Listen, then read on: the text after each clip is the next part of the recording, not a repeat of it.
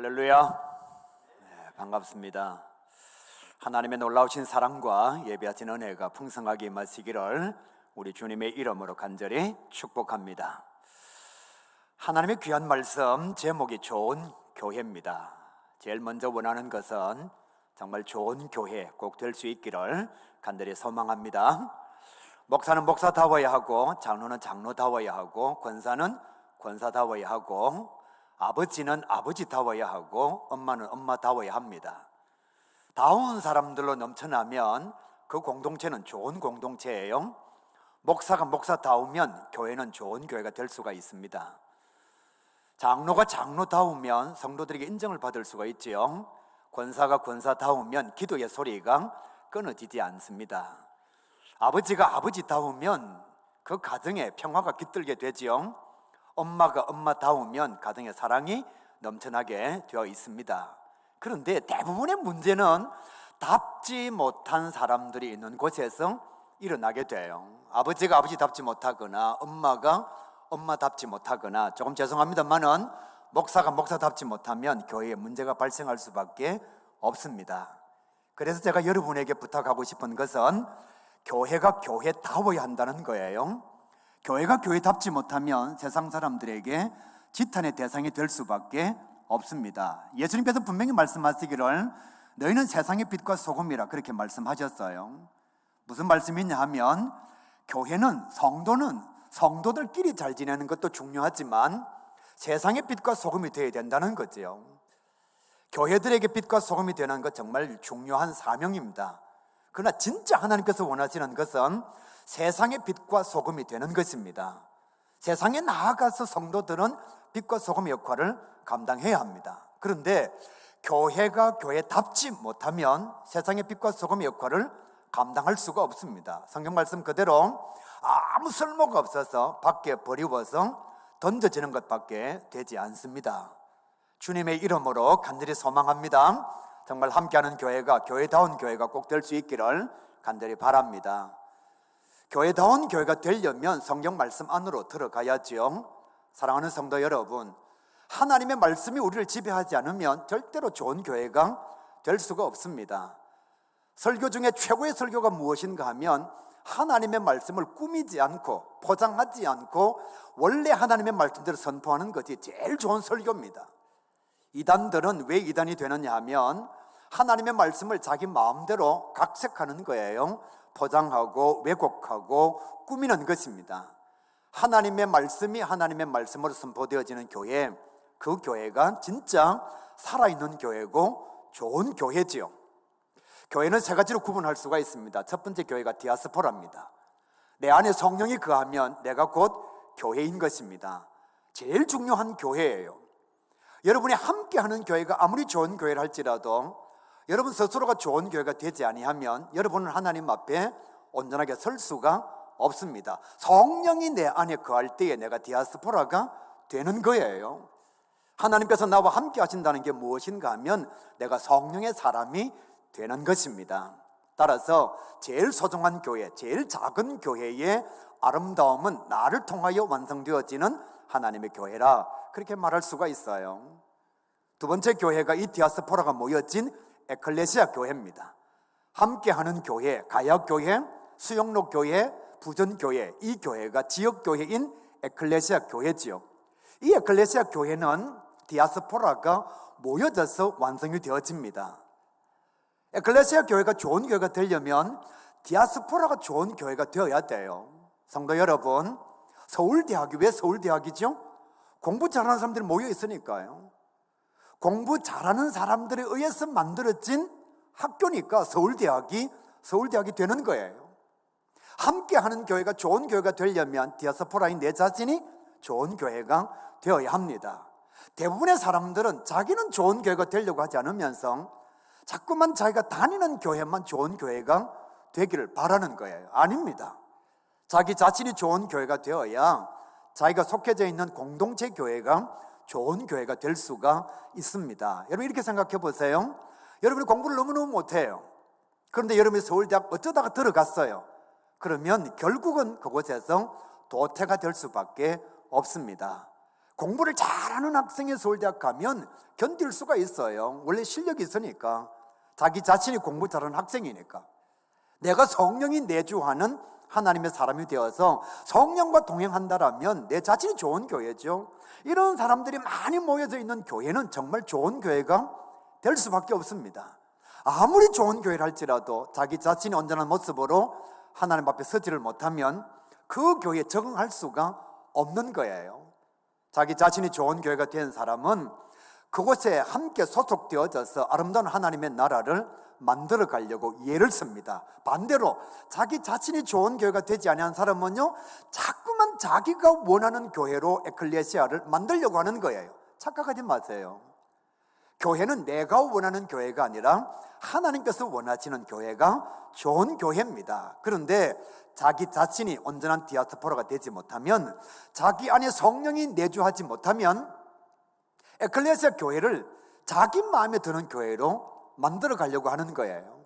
그러다가 보니까 교회와 충돌하기도 하고, 때때로는 교회에 시험이 들어서 교회를 옮기기도 하고, 그 교회를 옮긴 사람이 다른 교회에 가면 온전한 교회가 될 수가 있을까요?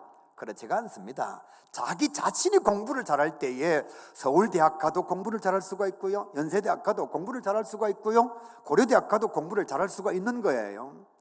자기 실력이 모자라는 사람은 아무리 좋은 학교에 입학을 해도 졸업하기가 쉽지가 않습니다.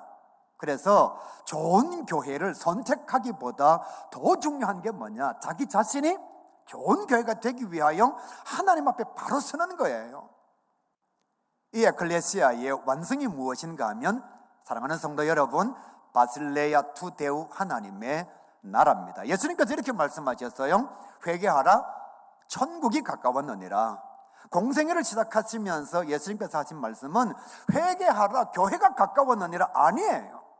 회개하라, 천국이 가까웠느니라. 예수님께서 분명히 제자들에게 내가 너희들의 신앙 고백 위에 교회를 세우겠다고 말씀하셨어요.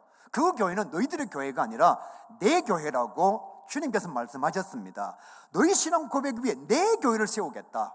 예수님께서 교회를 세우셨어요. 그런데 주님은 교회를 완성케 하시겠다 말씀하신 것이 아니라 그 에클레시아 교회를 통해서 바실레아 투 데우 하나님의 나라를 완성하시겠다는 거예요. 진짜 좋은 교회는 우리 교회가 크다, 너희 교회가 크다, 뭐 건물이 좋다, 예산이 많다, 사람 수가 많이 모인다, 아니에요. 그건 좋은 교회가 아닙니다. 진짜 좋은 교회는 바실레아 하나님의 나라를 만들어가는 교회입니다. 여러분, 사람 숫자는 아무리 많이 모여도요, 별것 아닌 사건 앞에서 교회가 쉽게 무너지는 것을 보게 됩니다. 제가 참 가슴이 아프지만 한 가지 사례를 말씀을 드릴게요. 제가 예전에 있었던 서울의 교회는 성도 수가 18,000명이요. 아무도 안 놀라는데 성도 수가 18,000명이에요, 여러분. 엄청나요. 교회 학교가 3,000명이에요. 청년이 3,000명이에요.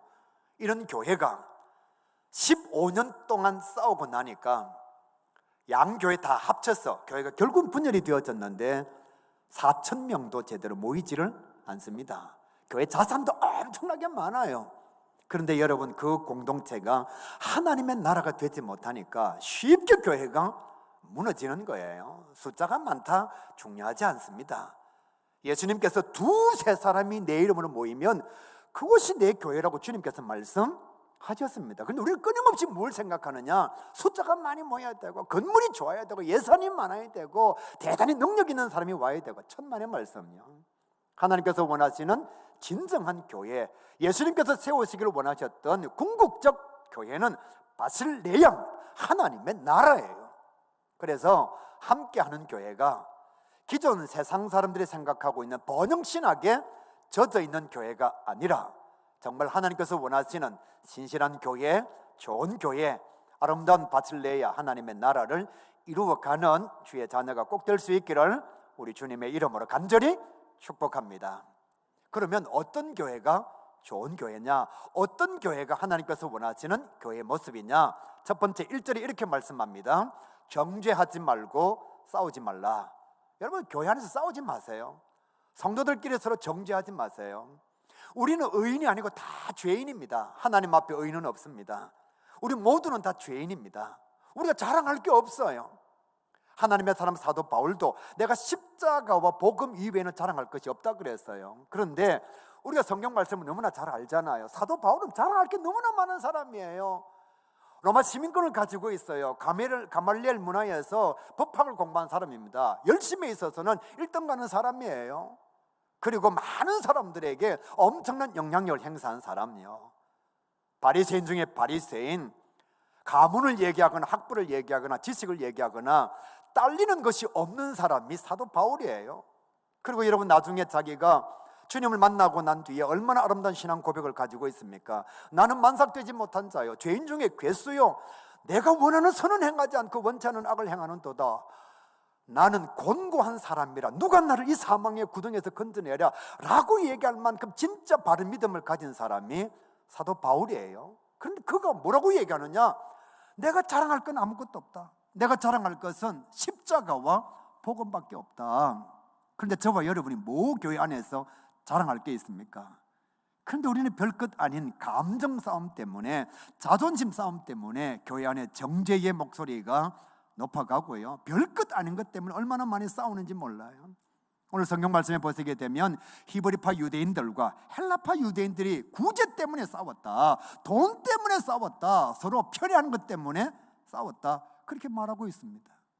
저와 여러분의 싸움은 육적인 싸움이 아니에요. 교회는 육적인 전쟁을 하는 것이 아닙니다. 교회는 영적 전쟁을 하는 것이에요. 공중의 권세 잡은 자, 우리의 신앙을 방해하는 사탄과 마귀와 함께 싸워야 하는 것이 교회지. 성도들끼리만 네가 잘나니 내가 잘났니, 네가 돈이 많니 내가 돈이 많니, 네가 실세니 내가 실세니, 그거 가지고 싸울 여가가 없는 거예요.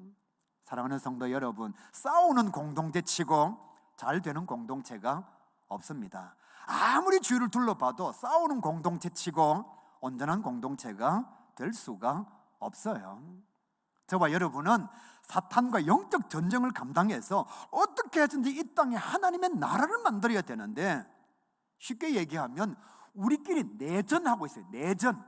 교단끼리 내전하고 있고, 또 아니면 옆 교회하고 내전하고 있고, 심지어는 교회 안에 성도들끼리 내전하고 있고, 심지어는 자기 자신의 마음속에 일어나는 육적 갈등 때문에 그 육적인 자아를 포기하지 못해서 영적 전쟁을 감당해야 될 사람들이 명품 때문에 마음 상하고, 먹는 것 때문에 마음 상하고, 교회는 싸우는 곳은 영적인 것만 감당해야 되는 거예요. 제가 조금 전에 말씀드렸잖아요. 18,000명 모였던 교회가 여러분 15년 동안 담임 목사님 쪽과 위 목사님 쪽, 그리고 이 원로 목사님, 이 가운데에 다툼이 일어나니까 그 교회를 세우는 데는 34년이 걸렸습니다. 무너지는 데는 3년밖에 걸리지 않았습니다. 왜 그렇게 해야 됩니까? 사랑하는 성도 여러분, 절대로 내 마음에 드는 교회로 만들어가지 마시기를 바랍니다. 하나님께서 원하시는 교회로 만들어 가야죠. 이 교회에 있다가 저 교회로 가고, 저 교회에 있다가 이 교회로 오고, 그러면서 끊임없이 가지고 있는 게 무엇인가 하면 교회를 향한 정죄의 칼날. 예수님은 현장에서 가늠하다가 잡힌 여인도 용서해 주셨습니다. 심지어는 자기를 파는 가룟 유다까지도 품어주신 분이 예수님이십니다. 베드로가 예수님을 부인하고 배신하고 심지어는 저주의 맹세까지 하고 난 뒤에 다시 주님을 만났을 때에 부활하신 주님께서 베드로에게 하신 말씀은, 베드로야, 너 지금도 나 사랑하니? 그러니까 베드로가 이렇게 고백하잖아요. 내가 주님을 사랑한다라고 이 가정스러운 내 입술로 고백할 수는 없습니다. 그렇지만 내가 주님을 사랑하는 줄 주님은 아시고 계시지 않습니까? 그럴 때 예수님께서 이 가정스러운 놈, 그렇게 말씀하지 않았습니다. 이 모자라고 이 더러운, 그렇게 정죄하지 않았어요. 내 양을 먹이라, 내 양을 치라. 여러분, 도마는요, 주님께서 3년 동안 데리고 다니면서 가르쳤어요. 그리고 직접 말씀하셨습니다. 내가 십자가에 달려 죽을 거라고, 그리고 난 뒤에 내가 3일 만에 부활할 거라고 예수님께서 직접 도마에게 말씀해 주셨어요. 그런데 도마는 그 사실을 믿지를 않았습니다. 부활하신 주님이 분명히 제자들에게 나타났음에도 불구하고 도마는 이렇게 얘기합니다. 내가 직접 만져보지 않고는, 내가 직접 음성을 듣지 않고는, 경험해보지 않고는 나는 주의 말씀을 믿을 수가 없노라. 너희들이 얘기하는 거 나는 믿을 수가 없노라. 그런 도마에게 예수님께서 진짜 딱 나타나셨어요. 그리고 도마에게 뭐라고 말씀하셨느냐? 만져봐라. 그를 정죄하지 아니하시고 사랑으로 그를 감싸 주셨습니다. 성도 여러분, 교회는 싸우는 공동체가 아닙니다. 우리가 싸울 것은 영적 전쟁밖에 없어요. 근데 지금 초대교회 보게 되면 교회답지 못한 교회 모습을 보이고 있지요. 헬라파 유대인들은 구제할 때에 히브리파 유대인들을 빼버리고, 히브리파 유대인들은 구제할 때에 헬라파 유대인들을 빼버리고, 편애하는 것과 정죄하는 것과 다투는 분열의 모습이 교회 안에 나타나고 있다는 것입니다. 좋은 교회가 되려면 성령 안에서 하나가 되어야 합니다. 주님의 이름으로 간절히 소망합니다. 쓸데없는 자존심, 별것 아닌 헤게모니, 누가 실세냐, 이런 것 가지고 교회 안에서 절대로 싸우지 마시기를 부탁을 드립니다. 좋은 교회가 되려면 영적 전쟁만 감당해야 합니다. 이들에 또 이렇게 말씀해요. 좋은 교회가 되려면 본질에 충실해야 된다. 하나님의 사람 사도들이 하나님의 말씀 전하는 것과 기도하는 일은 최선을 다하지 않고 구제하는 일에 마음을 빼앗겼습니다. 여러분, 구제하는 것이 절대로 잘못된 것이 아닙니다. 구제해야 됩니다.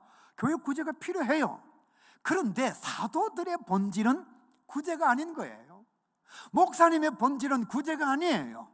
목사님에게 주어진 본질은 어떻게 하든지 주의 말씀을 연구하는 거예요. 어떻게 하든 주의 말씀을 바르게 선포하는 거예요. 목사님이 가지고 있는 사명의 본질은 성도들을 위해서 기도하는 거예요.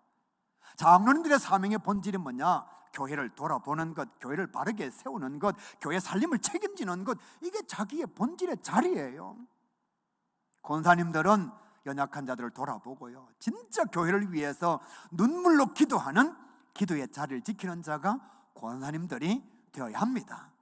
자기 자신의 자리에는 관심이 없고 하나님께서 맡기신 사명에는 감당하고자 하는 마음이 전혀 없으면서 구제하는 일에, 접대하는 일에 마음을 빼앗겼다는 것입니다.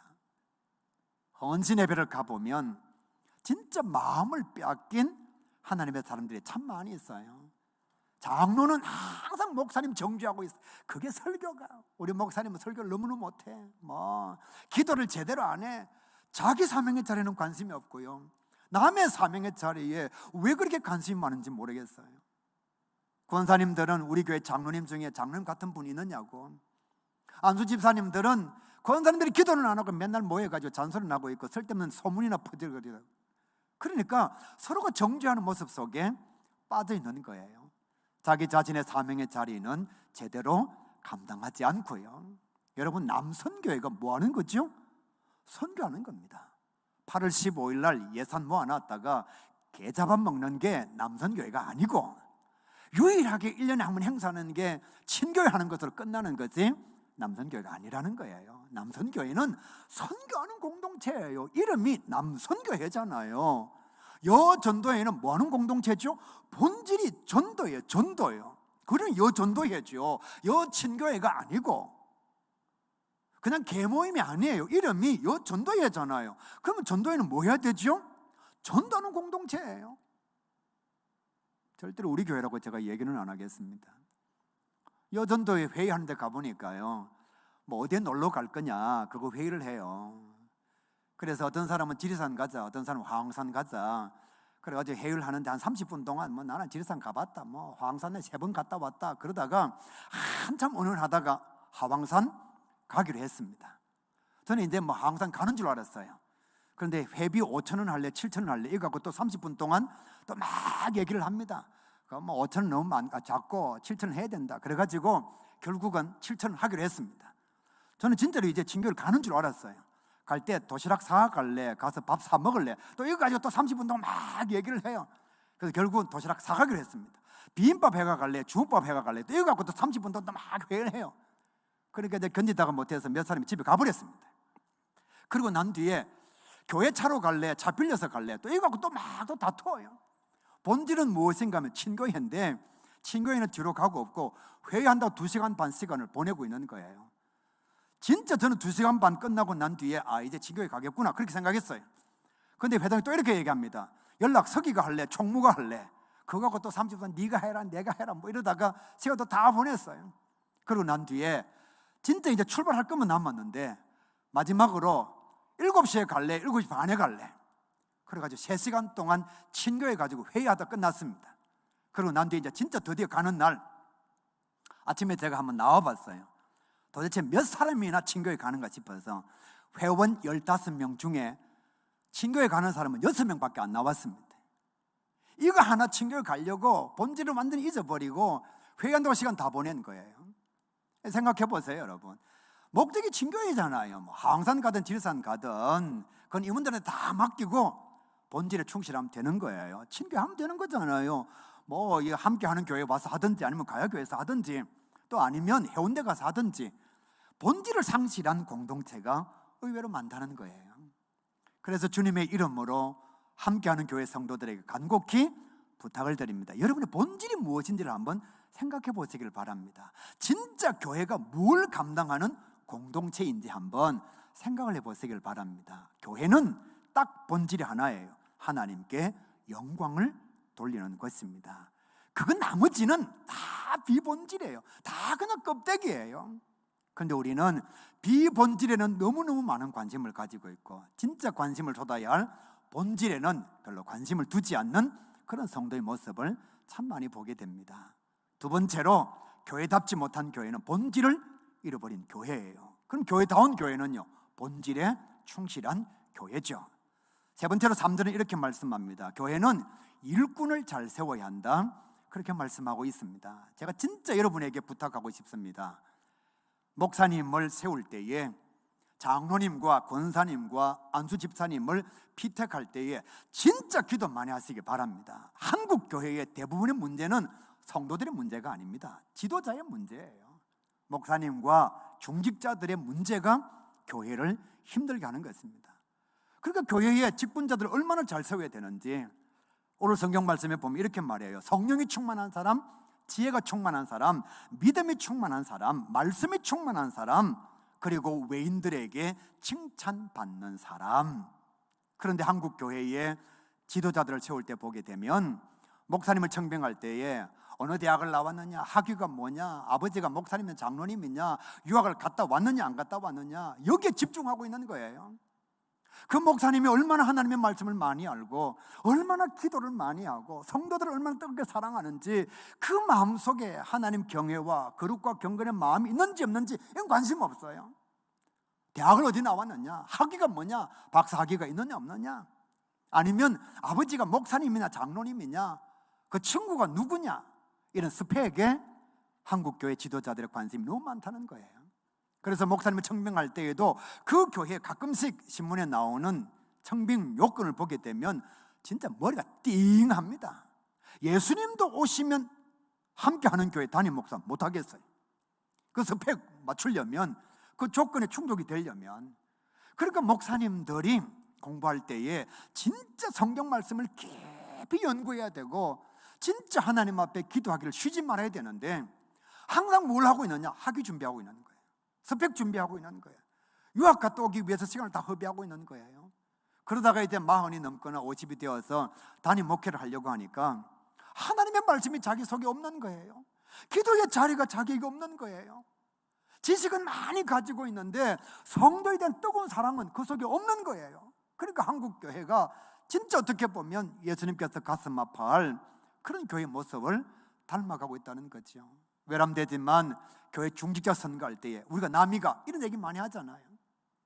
오늘 성경 말씀은 성령이 충만한 사람, 지혜가 충만한 사람, 믿음이 충만한 사람, 외인들에게 칭찬받는 사람 이렇게 되어 있는데 한국 교회의 직분자 선택은요, 돈 많은 사람, 출세한 사람, 권력 있는 사람, 내한테 밥 잘 사주는 사람, 우리가 남이가 지연, 학연, 혈연으로 연결되어야 되는 사람.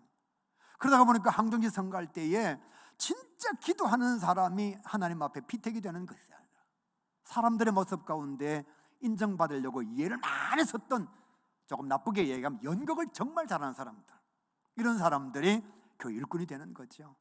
그러다가 보면 교회에 문제가 발생했을 때에 원래 기도하는 사람이라면 교회 문제를 끌어안고서 하나님 앞에 엎드려요. 왜? 원래 기도하는 사람이니까. 하나님의 말씀이 충만한 사람이 교회 장로님이면 어떻게든지 하나님의 말씀으로 해결을 하려고 합니다. 그런데 피택이 될 때에, 선택이 될 때에 공부 많이 한 사람이었거든요. 돈이 많은 사람이었거든요. 사람들에게 인기가 있는 사람이었거든요. 그러니까 교회 문제가 딱 발생하면 제일 먼저 법원으로 달려갑니다. 또 아니면 교단이나 노회의 송사의 자리로 제일 먼저 갑니다. 왜? 제일 잘하는 게 그거니까. 그거 잘해서 교회 피택자가 되었으니까. 돈 많은 사람들은 돈의 힘을 빌립니다. 평상시에 밥 잘 사고 사람들 헤게모니 잘했던 사람들은요, 교회 문제만 딱 발생하면 교계위를 만듭니다. 교회개혁위원회, 교사모를 만들어요. 교회 사랑하는 모임. 왜? 제일 잘하는 게 그거니까. 기도하는 사람이 하나님의 사람이 되면 죽음 앞에서도 서대반처럼 기도합니다. 하나님의 사랑을 가진 사람이 주의 일꾼이 되면 요셉처럼 자기를 죽이려고 하는 사람도 사랑으로 품게 됩니다. 진짜 하나님을 두려워하고 사람을 두려워하지 않는 사람이 교회 일꾼이 되면 다니엘처럼 왕의 조서가 내려오든지 말든지, 그래 죽이려면 죽여라, 그러고서 예루살렘을 향하여 창문을 활짝 열어놓고 매일 기도하는 것처럼 기도의 자리로 나아가게 되는 거예요. 그것이 되지 않는 사람이 교회 일꾼이 되면 끊임없이 교회를 자기가 원하는 교회로 만들어갑니다. 제가 처음 말씀을 시작할 때에 예수님께서 원하시는 교회는 바실레아라고 말씀드렸잖아요. 하나님의 교회, 하나님의 나라를 만들어가는 것이 아니라 돈 많은 자기가 원하는 교회, 많이 배운 교수님이나 박사님 자기가 원하는 교회. 왜? 그거 잘해서 교회 중직자가 되었거든요. 오늘 성경 분명히 말씀합니다. 공부를 많이 한 사람, 시당에 자리에 있는 사람, 국회의원인 사람, 사람들보다 인기가 있는 사람, 그런 사람들을 일꾼으로 선택하라, 그렇게 말씀하지 않아요. 부산에 있는 모 교회에 문제가 발생했어요. 그러니까 뭐 당연하죠. 사람 숫자 많은 쪽이 이기니까 이쪽에는 교계위를 만들고 이쪽에는 교사모를 만들었어요. 그러니까 맨날 모여가지고 저쪽 팀을 이기려면 우리가 어떤 전략을 짜야 되고, 저놈들을 무찌르려면 우리가 어떤 생각을 해야 되고, 맨날 하는 게 회의예요. 그러니까 교회는 점점 엉망이 되어가요. 부산에 있는 모 교회예요. 어느 교회라고 제가 말은 못하겠습니다. 그런데 그 교회의 원로 장로님, 암을 앓고 계시는데 말기 암 환자임에도 불구하고 밤 12시만 되면 하나님의 거룩한 전에 나와서 엎드려서 기도합니다. 하나님, 우리 신앙의 선배가 잘못해가지고 교회 어려움이 찾아왔는데 기도하는 사람이 한 사람도 없습니다. 장로님은 지금 말기암 환자인데 이제 잘못하면 죽을 수도 있는데, 근데 그 장로님 원래 기도하는 장로님이니까 강단에 엎드려서 기도하는데 아무도 알지 못하고 담임 목사님이 집으로 들어가시다가 교회 기도하는 소리가 들려서 와보니까 이제 말기암 환자로 어쩌면 하나님 앞에 부름받을지도 모르는데 그 장로님이 강단에 엎드려서 그 추운데 기도하고 계시는 거예요. 목사님이 장로님을 말렸죠. 장로님 이러시면 안 됩니다. 자칫 잘못하면 장로님 큰일 납니다. 그때 장로님 통곡하면서 우리가 모범이 되지 못해서, 내가 원로 장로인데 후배들을 잘 가르치지를 못해서, 내 한 몸 하나님 앞에 드려서 교회가 평안할 수 있다라면, 그러고 통곡하면서 기도하신 거예요. 원래 기도하는 장로님이시니까. 그러고서 기도하시다가 진짜 돌아가셨습니다. 원래 암 환자니까. 아무도 기도했다는 사실은 모르죠. 그 장로님 장례식장에 담임 목사님 통곡하면서 여러분이 교계위를 만들고 여러분이 교사모를 만들 때에 이 장로님은 강단에 엎드려 기도하시다가 세상 떠나셨습니다. 우리가 이 장로님을 죽인 겁니다. 기도하지 않은 우리가 바리새인이고, 기도하지 않은 우리가 사두개인이고, 기도하지 않은 우리가 헤롯입니다. 장로님은 정말 하나님 앞에 기도하시다가 하나님 앞에 불림을 받았습니다. 그 장로님의 죽음 앞에서 모두가 다 자기의 고집을 내려놓고 그 장례식을 통해서 교회가 하나가 된 겁니다. 똑똑한 사람이 교회 문제를 해결한 게 아니에요. 대단히 능력 있는 사람이, 돈이 많은 사람이 그 아픔의 교회의 문제를 해결한 것이 아닙니다. 진짜 기도하는 사람, 정말 기도하는 사람, 말기암 환자이면서도 교회를 사랑하면서 하나님 앞에 들을 수 있는 것이 자기 생명밖에 없다라는 생각을 가진 그 장로님의 기도로 말미암아 교회가 하나가 된 거예요. 사랑하는 성도 여러분, 진짜 좋은 교회는 일꾼이 바로 세워진 교회입니다. 함께하는 교회는 세상의 조건 좀 보지 마시길 바랍니다. 교회 일꾼들을 세울 때에 정말 저분이 하나님의 말씀대로 사는가, 예배는 얼마나 열심히 드리는가, 교회를 얼마나 사랑하는가, 기도의 자리가 얼마나 많은가, 이런 것을 봐야 그 기도를 통해서 하나님의 역사가 나타나는 거지.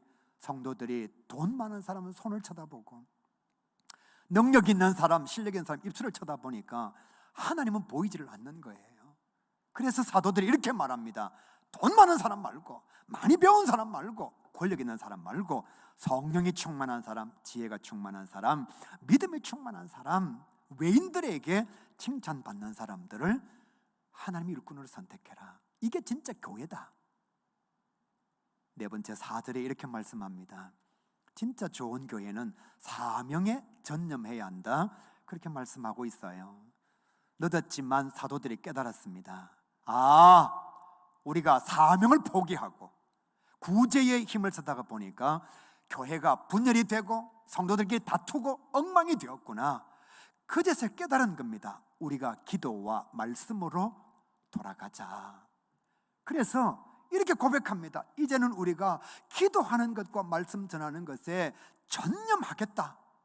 사랑하는 성도 여러분, 교회는 하나님께서 원하시는 말씀이 살아있어야 됩니다.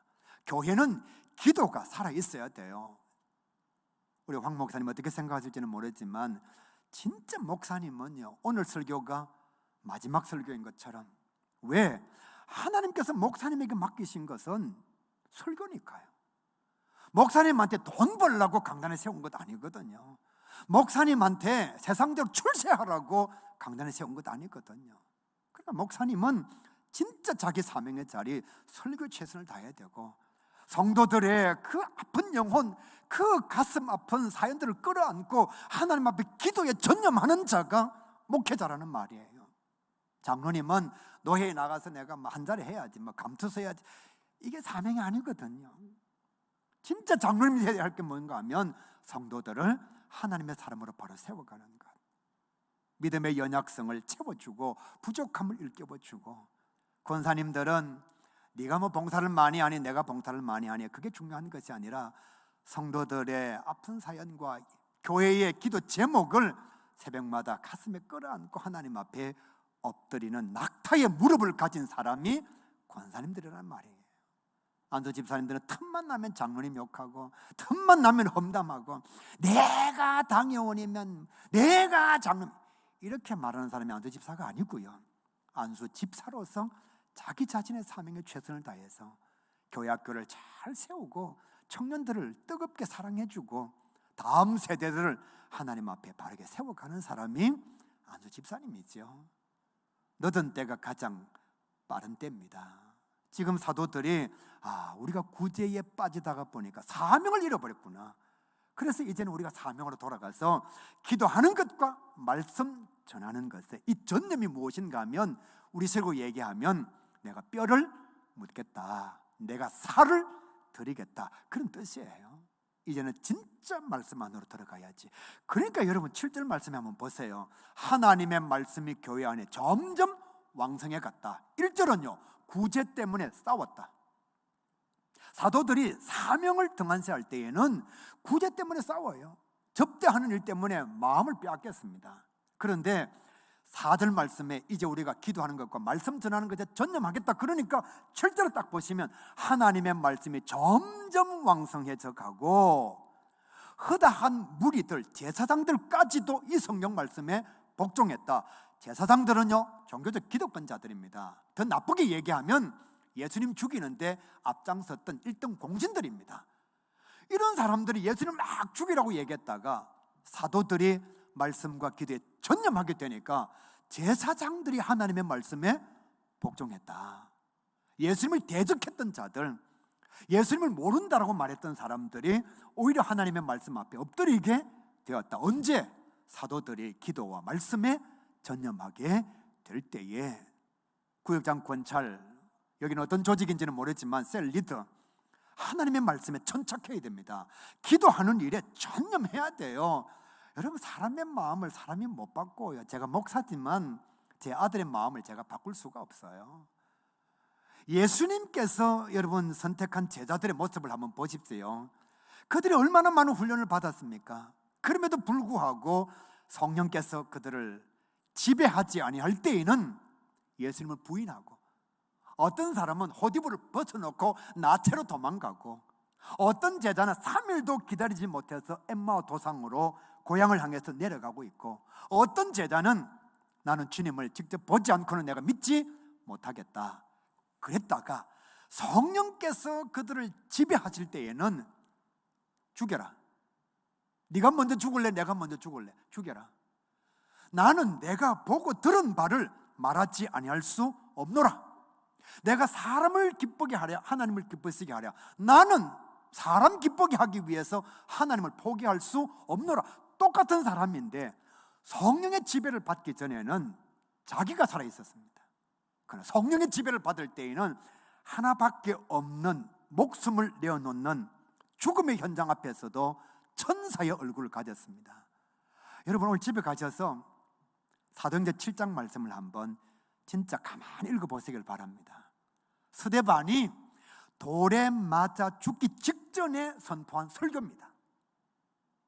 동족들과 많은 사람들이 스데반을 죽이기 위해서 손에 돌을 들고 있습니다.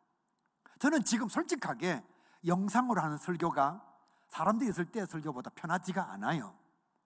여러분이 앉아 있는데도 영상 설교가 사람들이 있을 때보다 편하지가 않아요. 그런데 스데반은요, 자기를 죽이려고 사람들이 돌을 들고 있습니다. 설교만 딱 끝나면 돌을 던져서 스데반은 죽습니다. 여러분, 이런 상황 속에 설교를 잘할 수 있는 사람이 과연 몇 사람이나 될까요? 여기 교사 앉아 있는지 모르겠습니다. 아이들이 조금만 떠들면 설교가 안 되잖아요.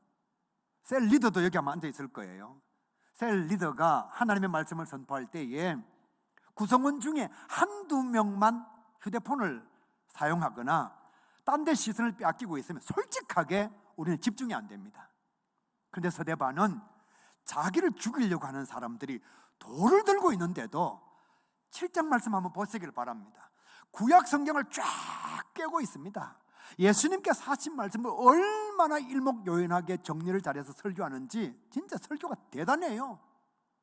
그때 스데반의 얼굴을 성경은 이렇게 말해요. 천사의 얼굴이요. 왜요? 성령이 그를 지배하고 있으니까. 사랑하는 성도 여러분, 우리 모두는 다 성령의 지배를 받아서 사명을 감당하는 자가 되어야 합니다. 제가 제일 마지막에 여러분에게 부탁하겠지만, 교회 인기요? 다 쓸모없습니다. 총회장 자리요? 의미 없어요. 뭐 총대로 갔다? 또 아니면 교회 나를 추종하는 사람이 많다? 그건 다 신앙의 껍데기입니다. 결국 우리에게 남는 것은 예수 잘 믿는 내 교회 모습밖에 없어요. 그럼 우리가 뭘 사모하고 무엇을 향해서 나아가야 되느냐? 사명의 본질, 성령의 충만, 그 자리를 향해서 나아가는 자가 되어야 합니다. 제가 목사잖아요. 제가 언젠가는 목사를 은퇴하겠죠. 그러면 누가 저를 찾아올까요? 아무도 저를 찾아오지 않습니다. 왜? 제가 사임한 교회에는 또 다른 담임 목사님 오셔서 목회하고 계실 거니까. 그럼 성도들은 그 목사님 쳐다보지 저를 쳐다보지 않습니다. 그럼 남겨지는 게 뭐냐? 제가 선포한 주의 말씀을 통해서 그 교회 성도들이 예수 잘 믿는 것, 저 또한 마찬가지. 목사의 자리, 교수의 자리, 뭐 성시와 임원의 자리, 부기총의 임원의 자리, 아니면 많은 사람들이 허무할 만한 그런 교수의 자리, 이사의 자리, 여러분 은퇴하고 나면 다 사라져요. 남는 건 뭐냐? 제가 전한 주의 말씀을 통해서 하나님의 나라가 이루어진 것, 이것 외에는 아무것도 남지 않습니다. 따라서 우리가 죽기까지 감당해야 될 게 뭐냐? 교회된 나 자신이 온전하게 이루어야 될 게 뭐냐? 사명입니다. 사명요. 여러분, 스데반을 실패한 사람이라고 말하지 않습니다. 예수님을 실패한 사람이라고 말하지 않습니다. 사도 바울, 솔직하게 얘기합시다. 예수님 안 만났으면 잘 먹고 잘 살았을 겁니다. 서울법대를 수석으로 졸업한 사람이잖아요. 집안 가문이 짱짱합니다. 열심히 있어서는 대단한 사람이었어요. 사람들이 허무할 만큼 대단한 능력을 가지고 있었습니다. 주님 안 만났으면 잘 나간 사람이었을 거예요. 근데 괜히 다메섹 도상이 주님 만나가지고 인생이 완전히 망조잖아요. 그가 이렇게 고백합니다. 나는 당할 수 있는 고난은 다 당했노라. 자연의 위협, 칼의 위협, 동족의 위협, 이방인의 위협, 강의 위협, 온갖 위협은 내가 다 당했노라. 저와 여러분 너무나 잘 알잖아요. 복음 전하다가 감옥에 들어간 경우요, 하나님의 말씀 전하다가 자기 자신이 돌에 맞아서, 너무 많이 맞아서 죽었는지 살았는지조차도 모르는, 마음의 산소망까지 끊어지는 자리까지 내려간 사람, 배가 파손이 되어서 이제는 죽을지 살지도 모르는 그런 자리까지 내려간 사람이 사도 바울이에요. 주님 안 만났으면 훨씬 잘 살았을 겁니다. 근데 괜히 주님 만나가지고 누가 봐도 실패한 인생이에요. 완전히 인생의 망조가 찾아왔어요. 그런데 예수를 믿는 저와 여러분은 그 누구도 사도 바울을 실패한 사람이라고 말하지 않습니다. 여러분, 주경학자들은요, 신약의 말씀의 핵심을 사도 바울의 복음이라고 얘기할 정도입니다. 얼마나 대단한 사람입니까? 그런데 세상적 시선으로 바라보면 이 사람은 완전히 실패한 인생이에요.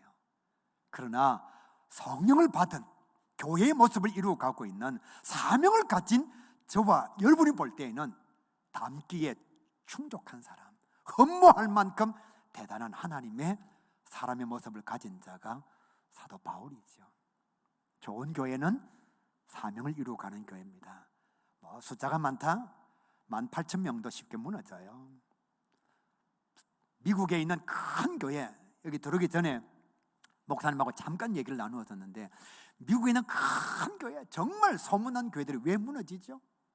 사명보다 인본주의에 앞장서면 교회는 무너질 수밖에 없는 것입니다.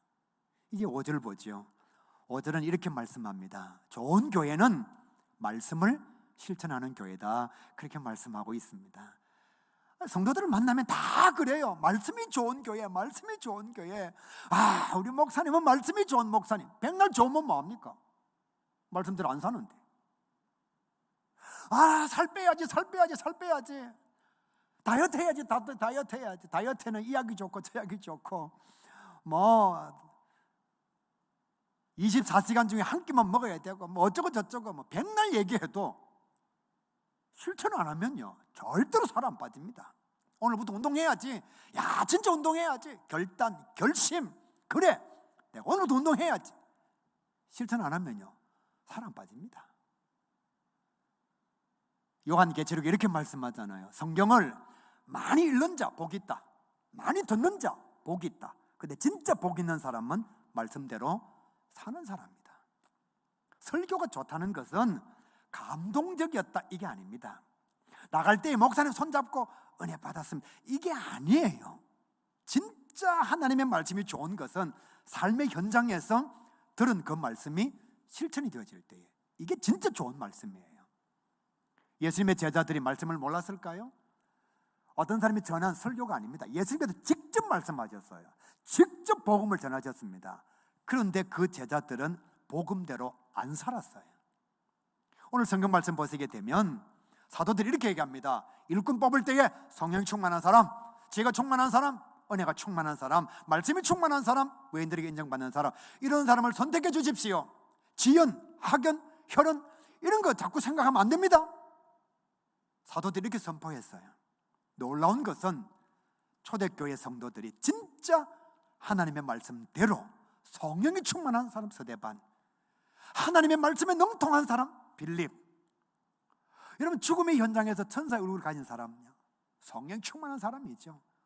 광야에까지 가서 하나님의 말씀을 모르는 자에게 주의 말씀을 전해주었던 빌립, 그리고 그 나머지 열정을 가진 사람들, 그리고 무엇보다도 하나님 앞에 진심으로 회심한 자들, 고향이 어떠하든지 배움이 어떠하든지 가짐이 어떠하든지 그 관계가 없습니다. 사도들이 선포한 그대로 성령 충만한 사람, 지혜가 충만한 사람, 이런 사람을 7명을 편애하지 않고 하나님의 일꾼으로 선택했다는 거예요. 목사님이 여러분 우리 교회 항전지 선거할 때에, 피택할 때에 기도 많이 하고 오십시오. 진짜 좋은 일꾼을 선택해야 됩니다. 정말 하나님께서 원하시는 다윗과 같은 사람이 하나님 일꾼 되어야 됩니다. 아무리 광고해도 여러분 기도 안 하면, 여러분이 그런 사람들 찾지 않고, 또 우리가 남이가 고향이 어디고 충청도 아이가?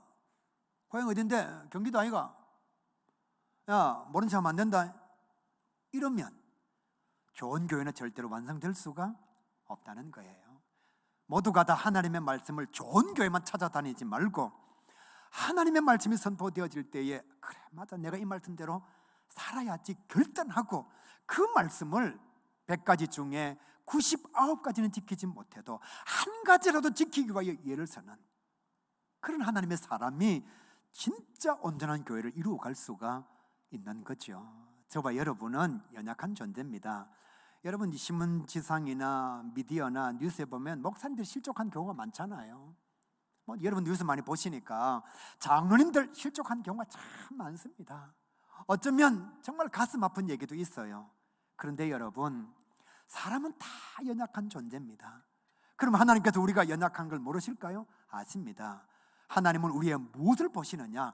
말씀대로 살려고 예를 서는 그래 오늘도 넘어졌지만 내일 또다시 일어나서 그대로 살려고 예를 서는 그런 모습을 하나님께서 귀히 여기시는 거예요. 여러분 자녀들이 걷다가 넘어지고 걷다가 넘어지고 걷다가 넘어지고 그래서 10,000번을 넘어지고 난 뒤에 겨우 걷잖아요. 부모가 자녀가 처음 넘어질 때 걷지 마라 앞으로 걷지 마라 쓸데없이 걷다가 넘어져 다치면 안 된다 그렇게 말하지 않아요. 계속 넘어지지만 부모는 계속 격려합니다. 그리고 용기를 줘요. 그리고 10,000번을 넘어지고 나면 이제 드디어 걷게 되는 겁니다. 여러분 그러면 다 끝나는 것입니까? 아니에요. 또 밥 먹는 법을 가르쳐야 돼요. 숟가락 떨어뜨리고 또 학교 가는 법을 가르쳐야 되고 옷 입는 법을 가르쳐야 되고 공부하는 걸 가르쳐야 되고 그렇게 해서 사람 한 사람이 되는 거거든요. 하나님은 우리의 연약성을 누구보다도 잘 아시고 계십니다. 그래서 하나님은 우리가 100가지의 말씀을 다 지키는 것 원래 불가능하다는 사실을 아시고 계십니다.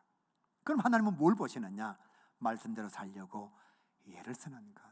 D.L. 무디 목사님이 한 청년에게 이렇게 말했습니다. 목사인 나도 말씀대로 못 살아요. 목사인 나도 말씀대로는 못 살아요. 그렇지만 하나님은 내 수고를 아십니다.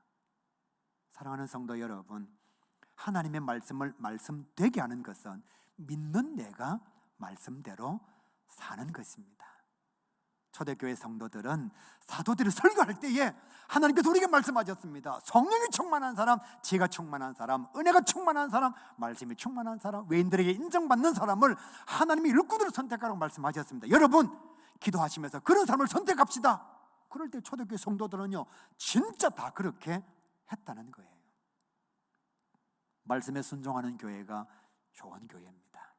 이제 6절 말씀을 보면 교회는 질서를 따라야 한다 그렇게 말씀하고 있습니다. 여러분 성경 말씀대로 잘 아시지만 초대교회 7집사들은 유력자입니다. 유력자, 공부를 많이 한 사람들이에요. 유지들이에요. 실세자들입니다. 능력 있는 사람들이에요. 그러니까 다시 말씀드리면 모자라는 사람들이 아닙니다. 반대로 우리가 잘 알고 있는 대로 여러분 사도들을 가만히 한번 생각해 보세요. 제대로 된 사람이 없어요. 베드로는 다혈질이죠. 주는 그리스도시여 살아계신 하나님의 아들이십니다 그랬다가 주님 제가 살아있는 한 절대로 주님 십자가 지면 안 됩니다. 사탄아 너는 나를 넘어지게 하는 자로다. 금방 책망을 들었던 사람이 베드로예요. 가룟 유다는요 예수님께서 믿고 믿어서 돈까지 맡긴 척근 중에 척근이잖아요. 그 가룟 유다가 예수님을 팔아버렸어요.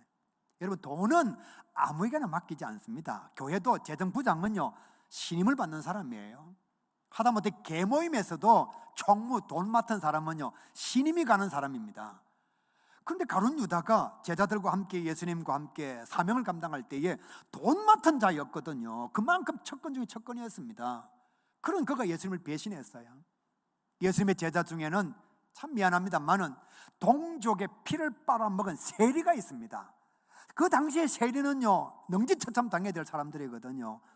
삭개오가 주님 보고 싶어가지고 주님 동네 왔을 때에 예수님 보려고 갔는데 사람들이 다 둘러싸고 삭개오가 오는 것을 쳐다도 안 봅니다. 심지어는 키 작은 삭개오가 나무 위로 올라갈 때까지 아무도 관여 안 합니다. 왜요? 그건 버린 놈이니까. 버린 놈, 동족의 피를 빨아먹는. 쉽게 얘기하면 5개만 받아야 되는데 10개를 받아가지고 5개는 자기가 착복하고 5개는 로마의 세금으로 갖다 내었던 동족의 피를 빤 사람들이 당시에 세리거든요. 예수님 제자 중에 세리가 있어요. 조금 전에 말씀드렸다시피 예수님께서 재판을 받으실 때에 너도 한패지, 그 소리 듣고서는 덮어 쓰고 있던 호디부를 벗어놓고 나태로 도망가고요. 예수님께서 이렇게 말씀하셨잖아요. 3일 뒤에 내가 부활할 거다. 그 3일도 기다리지 못해서 고향 앞으로 간 두 제자예요. 예수님께서 부활하셨음에도 불구하고 진짜 의심이 많아가지고 나는 주님 직접 보지 않고는 믿을 수가 없습니다. 여러분, 이런 사람들이 제자예요. 이 제자들의 직업이요, 그 당시에 가장 하층민이 감당했던 갈릴리 바다에서 고기 잡는 사람. 인간다운 인간이 없어요. 여러분 가만히 한번 보세요. 이런 사람들이 제자로 피택이 되었습니다. 그런데 7 집사는 그 당시에 유력자들이에요. 심지어는 유대교에 입교했던 사람도 있어요. 정치단체에 가입했던 사람도 있습니다. 혁명을 꿈꿨던 사람들도 있어요. 지도자가 될 만큼요. 그런데 이런 놀라운 것은 이 7 집사가 안수를 받을 때에 못 배운 것들은 가라 이렇게 말하지 않고 사도들의 발 아래 무릎 꿇고 엎드려서 안수를 받습니다. 세상적으로 보면 사도들이 진짜 별 볼 일 없는 사람이고 7 집사가 대단한 사람들이에요. 그런데 교회 안에서는 세상적인 조건이 계급이 되지 않았다는 것입니다. 사랑하는 성도 여러분, 교회는 세상에 계급이 들어오는 자리가 아닙니다. 용서하시고 말씀을 들어주십시오. 개척교회 멤버가 되면 대단한 것처럼 생각해요.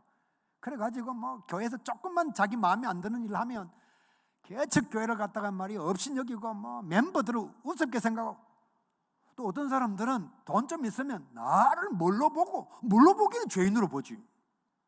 좀 많이 배우면 내가 누기는요 교인이지.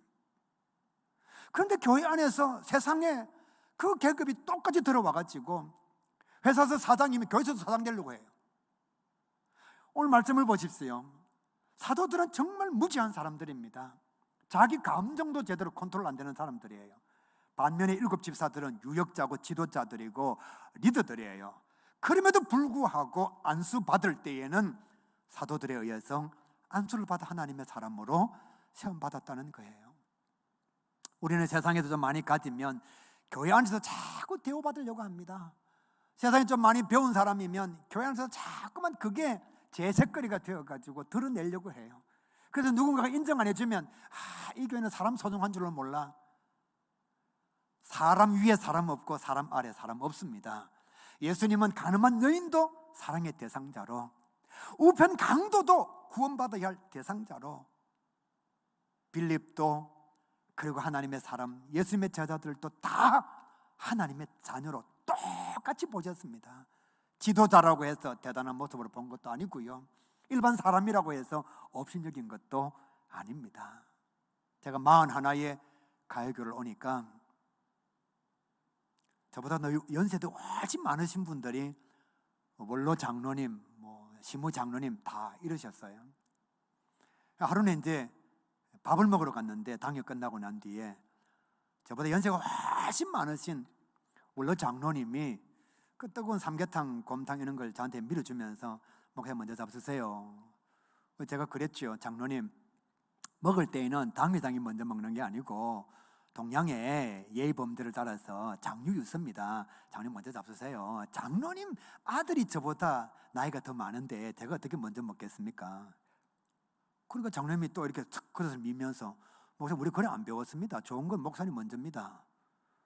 제가 또 장로님한테, 장로님 저는 아버지한테 그래 안 배웠습니다. 음식은 어르신이 먼저입니다. 왔다 갔다 하니까 옆에 있는 장로님이 그 뜨거운 거 자꾸 왜 움직이느냐고, 큰일 나겠다고. 그래서 당회에서 룰을 만들었습니다. 주인이 주는 대로 받기로. 여러분, 제가 그 장로님의 밥을 받으면서 기분이 좋았던 게 아닙니다. 제가 그 장로님에게 밥을 밀어주면서 기분이 좋았던 게 아닙니다. 교회 안에 세상의 계급이 무너지는 것을 보면서 참 교회는 세상이 아니라는 것. 저도 장로님을 예우하고 장로님도 저를 예우하고, 그래서 정말 교회 안에 질서를 세워가려고 하는 그 장로님의 모습을 보면서 지금 그 장로님의 아들이 우리 교회 장로님이 되어 있어요. 사랑하는 성도 여러분, 목사님이 뭐 원래부터 계급이 높다 아니에요. 장로님이 원래부터 대단했다 아니에요. 교회가 질서를 세운 겁니다. 설교와 기도와 교회의 정책은 목사님이, 그리고 예산과 살림과 기도는 장로님이, 그리고 성도들을 돌보는 것과 하나님의 교회를 온전하게 조직해가는 것은 권사님들이, 그리고 다음 세대를 책임지고 양육하는 것은 교사와 안수 집사님들이. 이게 교회 질서인 거예요. 안수 집사님들이 못 알아서 그 일을 하는 것이 아니고, 장로님들이 뭐 대단히 나아서 정책을 결정하는 게 아니고, 그게 교회의 질서라는 거예요. 그래서 지금 말씀에 보게 되면 초대교회 7 집사들이 사도들 앞에 무릎 꿇고 안수를 받았다. 그러니까 7절 말씀에 보시게 되면 교회가 본질과 목적을 회복하게 되었다. 교회가 완전히 달라졌습니다. 구제 때문에 분열되어졌던 교회가 하나가 되었습니다. 싸우던 교회에 평화가 찾아왔습니다. 더 감사한 것은 싸울 때에는 사람의 말이 넘쳐나요. 네가 잘했네, 내가 잘했네, 사람의 말이 넘쳐나요. 근데 7절 말씀에 딱 보면 사람의 말은 사라지고 하나님의 말씀이 교회를 지배하고 있습니다. 하나님의 말씀이 왕성해진 거예요. 더 감사한 것은 1절에는 제자의 수가 많아졌는데 7절에는 제자의 수가 더 심히 많아지고, 교회가 조금만 잘해도 제자의 수가 많아지는데 하나님의 말씀이 왕성해지니까 제자의 수가 더 심히 많아지고, 그 뒤에 말씀은 예수님의 적대자들까지도 하나님의 복음에 복종하며 순종하는 자가 되었다. 교회를 욕했던 사람들, 심지어는 교회를 핍박했던 사람들까지도 하나님의 말씀에 순종하게 되었다. 그 사람들이 누구죠? 불신자였다가 함께하는 교회를 통해서 하나님의 자녀로 거듭난 사람들.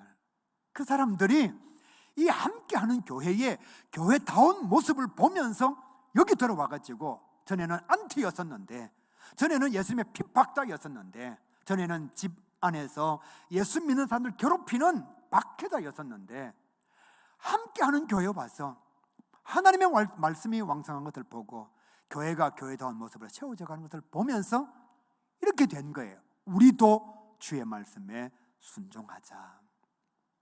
사랑하는 성도 여러분, 열심히 달려봤습니다만은 결론은 딱 한 가지입니다. 여러분이 좋은 교회가 되십시오. 자꾸 함께하는 교회 보고 좋은 교회 되라고 말하지 말고요. 아, 우리 교회는 왜 이거 안 해? 우리 교회는 왜 기도를 안 해? 우리 교회는 왜 뭐 말씀대로 안 살아?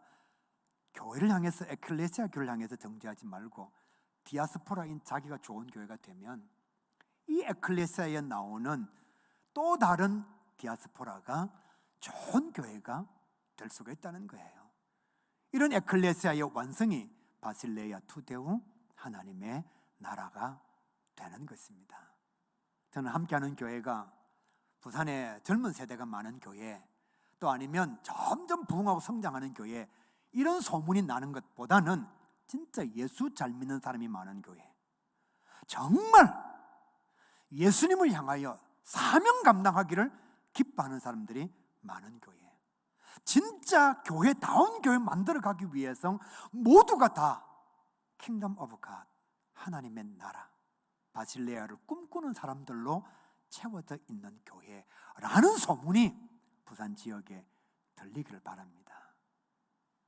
교회 땅이 8,000평이다, 이런 소문은 안 나도 됩니다. 교회 예산이 30억이다, 이런 소문은 안 나도 됩니다. 진짜 좋은 소문이 뭐냐?